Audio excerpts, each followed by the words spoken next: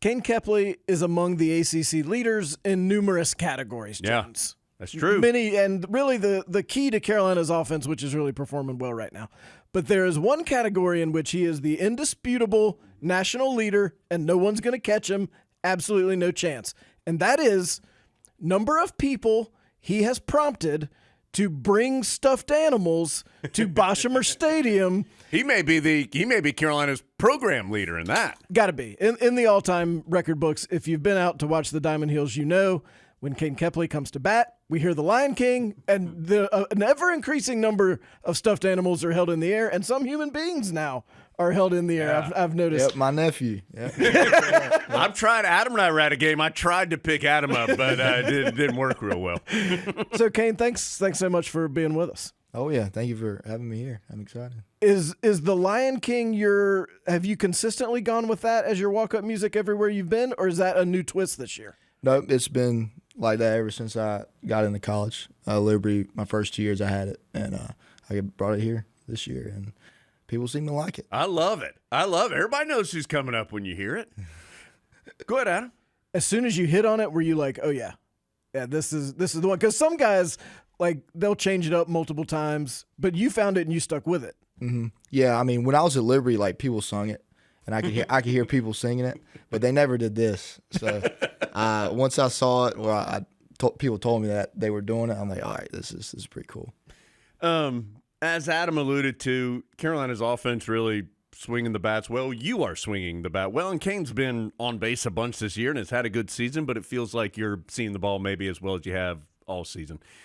Individually, what's been working for you here these last 3-4 weeks, and what do you think as a team has continued to improve as far as swinging the bats? Yeah, for me personally, I kind of like spread out my feet a little bit and kind of limited some head movement with my eyes and stuff, so that's helped me see the ball a little bit better, and I'll be able to get in a good spot to swing the bat and get the 50-50 and be able to put a good swing on balls that are out over the plate and turn on some balls. So, yeah, I've been seeing it good because of that, and Coach Woods helped me with that, and made a suggestion to do it. So, yeah, it's with the team, it's just we've been competing every single AB. We've been convicted of what we've been trying to do once we get in the box, and Coach Weirs has gave us a plan. We've been trying to execute it, and it's been working out pretty well over these past weeks. I feel like you are like when you get on base, it just energizes everybody. Like everybody else just gets fired up because they know something's probably about to happen when you get on there.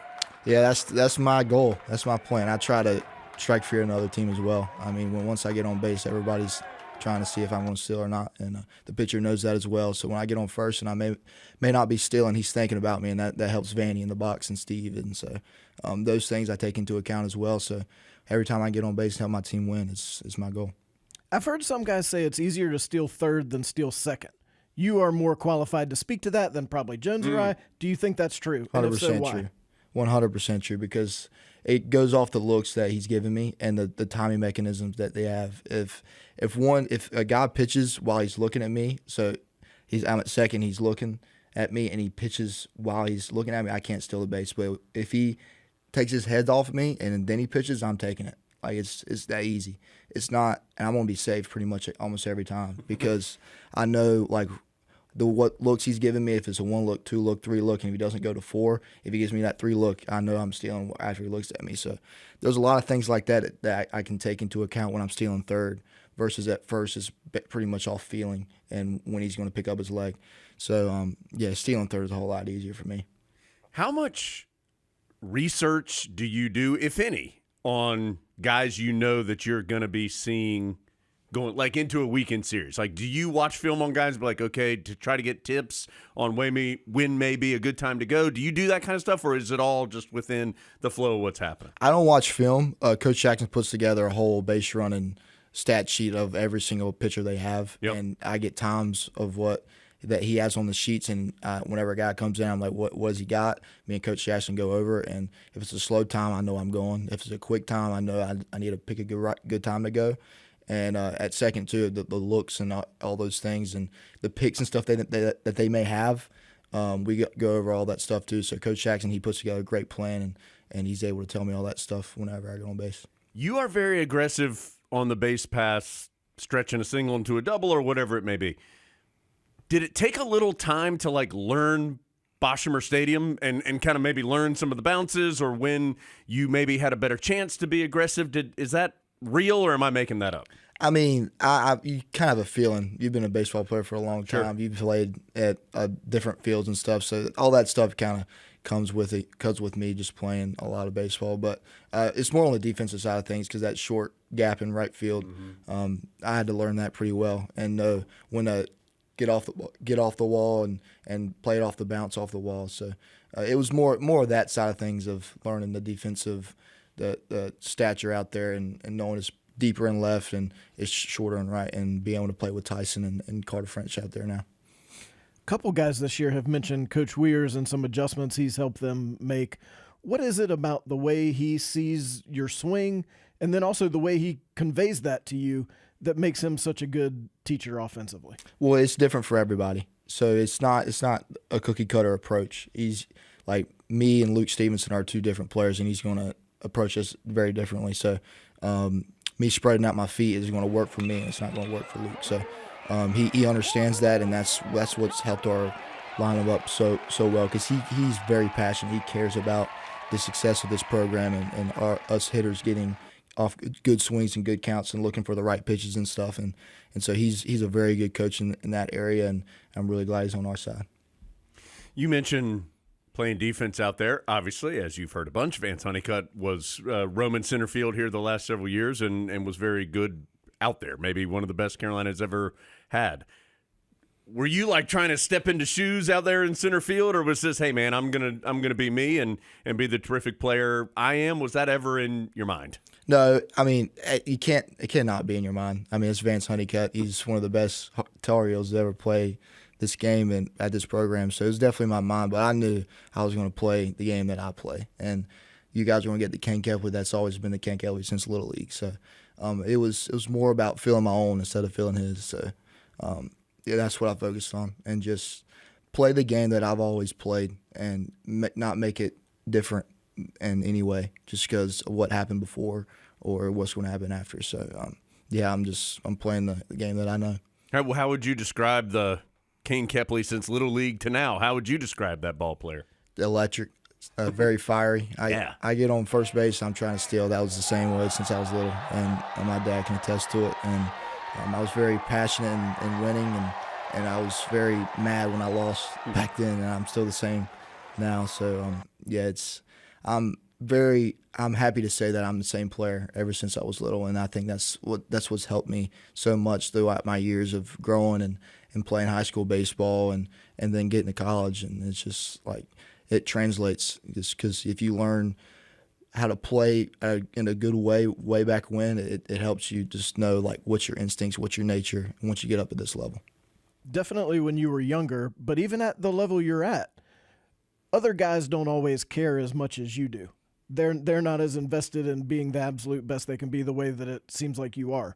How have you figured out how to manage that and the fact that other people may not be as committed as you, who might be your teammates or opponents, but you just got to keep doing what you're doing and not get caught up in all that? Yeah, Coach Forbes touches on that a lot. He knows that you should be a little bit pissed off when we lose, and I can see it in the locker room with a bunch of guys that have the same feeling as me whenever we lose a game, no matter how good or bad you play.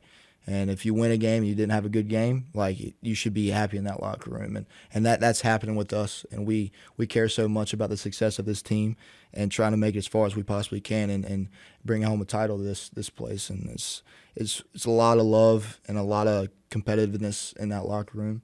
And we're going to keep it with us throughout the year. I'm guessing y'all had that culture at Liberty because Coach Jackson was there, and that's the kind of culture he loves. How did you figure out that culture also existed at Carolina, that it would be a place where you could thrive? I figured out the first day I walked into the locker room because I saw there was like a little plaque on the door that it was the exact same that Coach Jackson preached, and I was like, that's just so weird. Like, that was the word for word, the exact. I'm like, okay, this makes sense. Like, this is going to be very similar to what I learned and was brought up in at Liberty. So Coach Jackson did a great job of introducing me to the culture, and I'll come here, and it's been perfect ever since.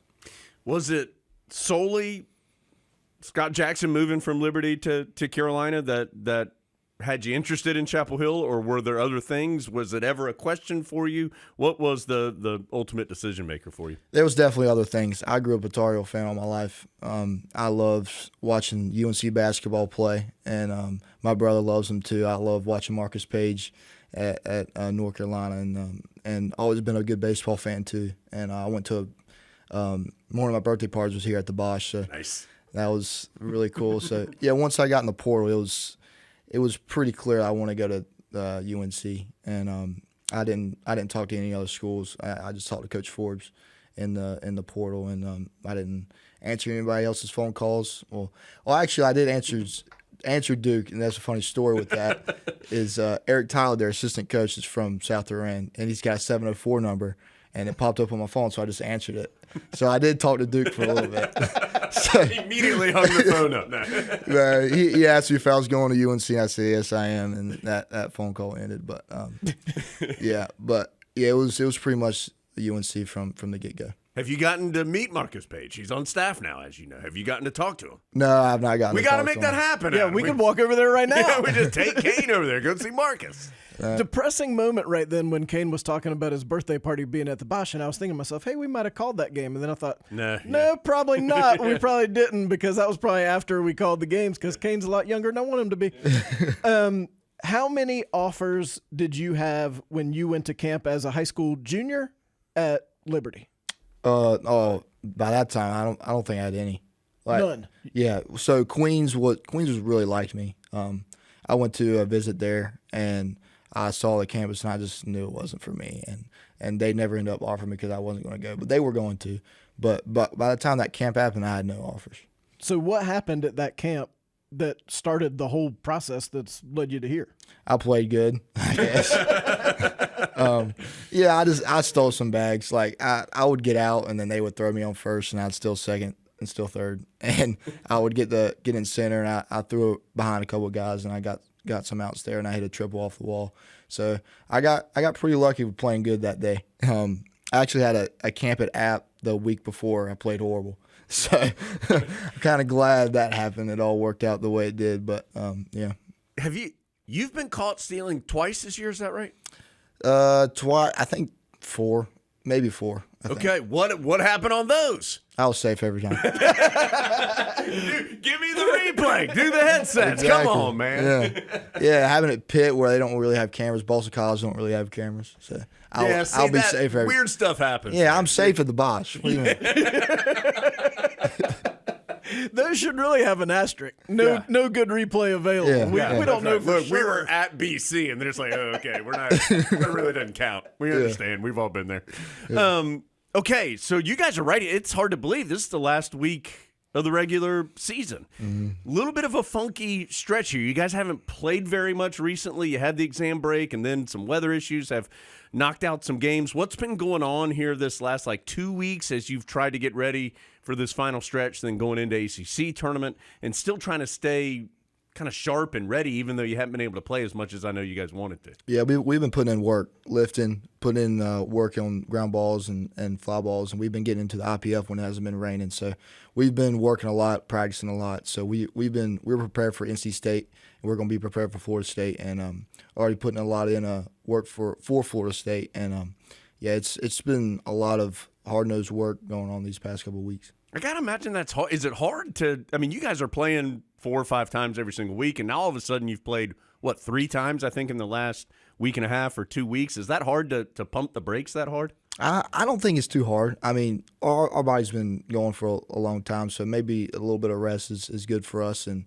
we go about it the right way. Our off days are very healthy, and we spend time with the team and get together, get close with other guys, and use that rest wisely, and we were able to – I thought we played our best game against State, and we haven't played in a while. So that first game and the second game, we battled back at the end. So we've been playing really good baseball, and this break has helped us a good bit, and we've still been putting in work, and we're in a good spot. I feel like baseball is the one game where you're guaranteed at some point in the season to have like a 3 or 4 day stretch where you just feel like you're not good anymore and you can't do anything right. Do you ever have those times? Because I'm kind of wondering if you might be the guy who maybe doesn't have those times. But if you do, how do you navigate those? No, it happened. It happened to me this season. I remember just feeling like I couldn't touch the ball, I couldn't hit the ball, and I just wasn't playing the game that I normally play. And it happens. And the only thing to get out of it is confidence.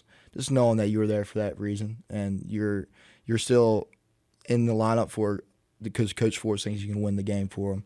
And help the team, and he trusted you. So it's just confidence, getting out of those slumps, and that's a big thing for me, and a big thing for baseball players all across the country is when you're in slumps, you just got to figure out a way to change a little something and get your confidence back and get back in the cages, get to work, and find something that goes right for you, and then you're back. So it's strictly confidence for me. You're going to see a really good lefty this weekend in Jamie Arnold. What's the key for you locking in against a really good lefty? What kind of things are you looking to do? Yeah, you just got to walk up there thinking that you're going to be successful. Like, you can't walk up there timid. You can't, because he's going to get you out if you do. So it's more of a confidence factor again, is knowing that you can get a hit off this guy, you can beat this guy, no matter how good he is. It could be Paul Skeens up there. You think you're going to get a hit. So we're walking into it like we're just as good as this guy, and we can beat him. So that's the only way we're going to be able to do it, because he's really good. So we got him as lefty, and we got two other lefties on the rotation for them as well. So we got to be locked in on that side and be able to put some good at bats together. What do you like to do away from baseball? Away from baseball, well, I love skiing. I love when Really? I get time to go ski. I love skiing. I'll go out to Colorado, Utah with my buddy. When I have time to do that, I do it. But other than that, I like hunting. I like hunting a lot, and doing that with my dad's always been a fun thing for me to do. How'd you get into skiing? I don't know. It was something that we just thought of doing back when I was little. Me and my best buddy Finch, we've been playing. Finch and Kane. It just feels like it's like a storybook or something. I know. I love it. Yeah. So we went out the snowshoe in West Virginia. I learned how to ski there. He'd already been doing it before, but I loved it so much. So we went out to Colorado and Utah and Vail and out there. So it was seeing those sights. It's something you will never experience in your life if you don't do it. And I'm so glad we went there, and I'm going to keep going once this baseball stuff gets over with and I get a little bit older. Have you ever wiped out? I feel like skiing is high risk. Oh yeah, I've wiped out. Oh yeah. It's fun though. It's fun. I like it. So I like just sliding down the mountain. No big deal. Okay, so take us to the top of whatever double black diamond mountain you're on in Colorado or something, because I'm probably never going there in person. You're getting off the lift and you see what? Like, I feel like you got to be completely locked in, attention-wise. Adam, it's like stepping into the box. It's like stealing third base. Yes. What's that like? I mean, it's exhilarating. Seeing these moguls you got to go through and around and stuff, but you're doing it with your buddy, so everything's all right, and he's going through it with you. So it's just fun. I love a challenge. I love anything that's hard for you to do and find success in those things. So yeah, double black diamonds are fun. You just gotta be careful sometimes when you're going through it and not go too fast, I guess. All right, going to Tar Heels, I think safe to say will be a part of the postseason, regardless of what happens here down the stretch for the Heels, and hopefully we'll be playing some, if not all, their games in Chapel Hill. What is important in your mind for you guys to continue, not just close the regular season strong, but when you do get into the postseason, what then becomes important in your mind? Yeah, just keep putting in work. I mean, we got to really do the small things right, and Coach Jackson said it really well. The small things we do in the outfield with us, like everything gets magnified. If you bobble a ball, if you misplay a ball, like those things, those extra free 90s become very big deal in those big games and later in the postseason and stuff. So we're batting down the hatches on those ends and be able to come through when the moment's going to call our names, because these games are going to be tight. Every team's really good, and we got to be able to pull through in these tight games and be able to get the Bosch pumping. So that game the other night was so cool. Just seeing the Bosch all filled out and seeing those big hits happen with Steve and Vandy's home run. Those moments can't get any better than that, and I'm looking forward to them in the postseason.